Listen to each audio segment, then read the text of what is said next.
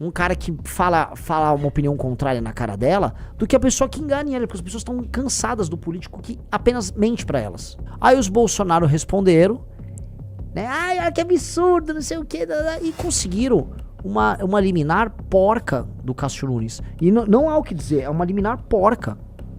Eu já confiava na Atlas antes de eu ser pré-candidato e confio hoje. E a Atlas costuma sofrer represálias e perseguições em vários países, especialmente países de terceiro mundo. Sou contra esta PEC vagabunda do fim da escala 6x1, que é ilusão pro trabalhador. Começou o que já é comum na Colômbia e em alguns outros países, começou a perseguição ao Instituto Atlas, hein? Vamos lá. E não veio do PT, não. Tá? Olha. Não veio do PT, não.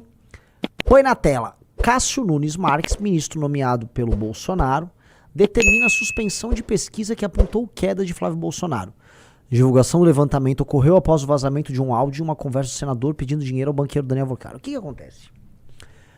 A pesquisa Atlas, realmente a última que tinha saído, oficialmente aquela que me deu 7%, 6,9%, praticamente 7%, ela veio com alguns detalhes, tá? Na pesquisa, uma das perguntas que foi feita foi... eles passam o áudio do Flávio e perguntam o que acham do Flávio e tal, o que você acha que isso vai comprometer o senador. Pois bem, o Flávio, o Bolsonaro, primeiro pegou o famoso jornalista do Botox, Cláudio Dantas, ele, o Cláudio Dantas todo botocudo, ele veio falar que a pesquisa estava enviesada, que ela estava fazendo a cabeça da pessoa que era pesquisada, porque ela passava o áudio do Flávio. E aí os bolsonaristas compraram essa tese porque eles sabiam que viria uma pesquisa Atlas ruim para eles. Pois bem, vamos lá, vamos começar a responder aqui a turma do bolsonarismo e até essa ação muito mal feita e essa decisão horrível do Cássio Nunes Marques, tá? Pesquisas fazem esse tipo de sondagem aos montes. Várias pesquisas fazem avaliações de governo junto com a pesquisa presidencial. Várias, isso é normal, todas fazem. Esta da Atlas, o que ela fez? Tem as perguntas, ou seja, toma de cara as perguntas envolvendo a eleição presidencial, e aí no final vem a sondagem sobre vários temas. O maior, vamos colocar aqui, a maior alvo desse tipo de coisa é em geral quem é mandatário, quem é presidente da república, porque depois de fazerem a pesquisa presidencial, vem pesquisa sobre inflação, preços dos alimentos, segurança, tal. Em resumo, a resposta que o cara dá sobre o Flávio é depois da pesquisa de voto. É óbvio, não interfere. E isto é aceito no mundo inteiro. Aí os Bolsonaro responderam, né? Ai, que absurdo, não sei o que. E conseguiram uma liminar porca do Cássio Nunes. E não há o que dizer, é uma liminar porca. Porca. Pra impedir a divulgação. E difícil, porque assim, estamos falando realmente de um país que pesquisa eleitoral é um nicho de mercado fechado. As pesquisas que são minimamente sérias aqui no Brasil, infelizmente, tem que ser pesquisas que têm participação internacional. E essa é a beleza da Atlas. Como ela é um instituto internacional, a Atlas ela não vai... A tendência da Atlas, eu espero, né, mas parece ser o caso, é de não se vender para os políticos ou para uma determinada emissora.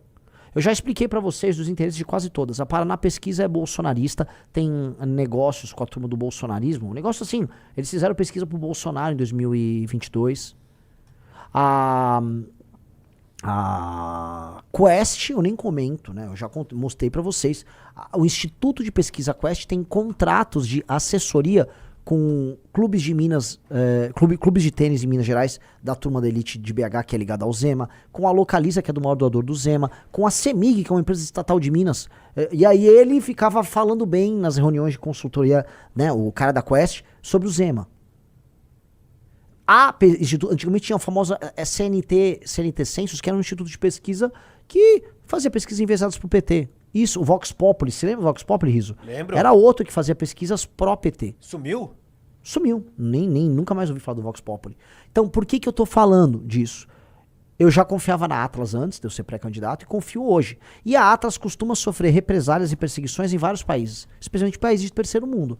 Ela teve problema agora na Colômbia, vários lugares. Os caras querem impedir divulgação de Atlas, atacam Atlas. Atlas ela já virou um hit. Quase todos os lugares tem Atlas, a Atlas passa por perseguição. Like Tá? Então, esse é o patético cenário à disposição. Então, veja só, o presidente do TSE determinou nesta segunda-feira a retirada do conteúdo e a suspensão da divulgação da pesquisa do Atlas. A pesquisa apostou em maio queda de 5 pontos na intenção de votos. Com isso, apenas a empresa não poderá manter os dados manter os dados em seus canais oficiais. A divulgação, levantamento, blá, blá, blá. Em resumo, a Atlas não pode divulgar no site oficial da Atlas a pesquisa, o que quer dizer absolutamente nada, só para ficar claro. Também como é uma liminar não quer dizer nada. Mas denota já uma postura de gestão de crise e de desespero da pré-campanha do senhor Flávio Bolsonaro. Flávio Bolsonaro tem uma pré-campanha horrenda. Eles estão gastando os rios de dinheiro nas viagens do Flávio Bolsonaro, naqueles eventos que custam fortuna. Cada evento ali é 1 milhão, 1,5 milhão, 2 milhões, 3 milhões. Fora que ele tem que voar de jatinho, a hora do jatinho é uma fortuna. Então é uma campanha muito cara, né? Ele já gastou, volta a colocar, o Flávio gastou milhões nessa campanha e ruim. E ela é ruim porque ela é ruim de nascença. Uma campanha que nasce ruim de nascença não tem muito o que se fazer. Ela nasce ruim porque o candidato é ruim, porque o candidato é envolvido em escândalos de corrupção, o candidato não tem proposta, foi um péssimo senador, foi um péssimo deputado estadual, então não há muito o que se esperar do senhor Flávio Bolsonaro. Tá? Então é natural que eles tenham que fazer uso desse subterfúgio. Mas isso, vamos lembrar, o Flávio é o candidato igual o Caneta Azul que avisou que não vai divulgar suas propostas porque vai perder voto. Mas isso vai me abre espaço agora para uma outra discussão que eu acho importante, porque eu fui alvo de uma eu fui entrevistado, uma boa entrevista eu fiz para um jornalista, já ela vai sair. E quem é o marqueteiro? Eu falei, não existe marqueteiro no MBL. E não vejo com bom tom a ideia de algum pré-candidato nosso ter marqueteiro. E por quê? Eu acho que se você precisa de um marqueteiro para fazer a campanha, em essência, sua campanha é sobre mentira. Eu conheci marqueteiros, não é que são más pessoas, boas pessoas, pessoas lidas. Em geral, os marqueteiros têm cultura, são inteligentes. Agora, se você, como pré-candidato, você precisa de um marqueteiro para te falar o que você tem a dizer, significa que você não é um candidato a nada. Significa que você não tem um projeto para o Brasil. Veja, qual é a função da minha pré-candidatura? Em última instância, ganhar a eleição? Lógico. Mas eu tenho que ganhar para implementar a minha agenda. E é uma agenda de Brasil que tem livros publicados. Então minha função é divulgar uma agenda política de Brasil da melhor maneira possível, pagando o preço por coisas que o cidadão eventualmente não vai concordar.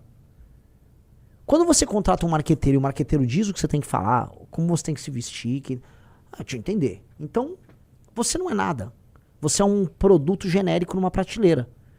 Então eu tenho uma ressalva muito grande essa coisa do marqueteiro. E o Flávio fica mudando de marqueteiro como quem muda de cueca. O Lula também estava, que ele manteve o Sidônio. Mas o Lula uma hora era o João Santana, antes era o Duda Mendonça. Eles ficam lá também pulando atrás de marqueteiro, como se isso fosse resolver alguma coisa. Eu conheço o caso, só para falar para vocês, que as propostas de um candidato são montadas pelo marqueteiro. O marqueteiro faz pesquisa. Você tá rindo isso? A gente sabe que é isso. Sim. Então o marqueteiro ele levanta assim, ele faz aquelas pesquisas quanti, que é aquelas pesquisas que pegam a opinião geral dos brasileiros. A preocupação brasileira é segurança, é corrupção. Aí ele vai lá e cria umas propostas lá sobre segurança e educação. E aí depois ele faz a quali, que aí ele bota um grupo de pessoas que se chama Focus Group dentro de uma sala, e aí eles botam vídeos e ficam discutindo sobre as preocupações daquele perfil eleitoral para ter conclusões, e aí ele cria as propostas do candidato e a campanha do candidato. É por isso que as campanhas dos candidatos são todas absolutamente genéricas. Tem coisa mais genérica, por exemplo, do que as campanhas à la Geraldo Alckmin. Olha, a Dona Maria, ela quer saúde, ela quer emprego na ponta, ela quer transporte de qualidade, ela quer segurança, tá? E olha só, ela não aguenta mais a roubalheira dos políticos. Isso é só platitude essencialmente genérica. Tá, me fala aí uma política de corte de gastos do governo que você vai ter que fazer que é impopular. Olha, nós vamos cortar aquilo que é desnecessário, igual a dona de casa faz quando ela tá com o orçamento apertado. Vai ter que no mês cortar um pouco da bolacha, tá? De uma visita às vezes no restaurante, mas tudo em prol da família ficar feliz. Esse é o discurso do marqueteiro. Eu tô fazendo tudo ao contrário. Eu acho que a nossa pré-candidatura, se ela vencer a eleição, ela vai reescrever o playbook eleitoral. E o que é escrever o playbook eleitoral? Vamos falar a verdade o tempo todo. Eu fui hoje na Band, na Rádio Bandeirantes, e lá na Rádio Bandeirantes eu fui nessa linha. Um cara me perguntou, reforma fiscal, eu falei, ninguém vai falar que vai precisar desindexar aposentadoria e BPC do salário mínimo, que é altamente polêmico, que vai precisar fazer outra reforma da Previdência. Ninguém quer falar pro eleitor isso. Querem mentir pro eleitor, e eu vou falar. Olha como é libertador. Falei, galera. Tá dito. Sou contra esta PEC vagabunda do fim da escala 6x1, que é ilusão pro trabalhador. E daí? Falei, tá falado.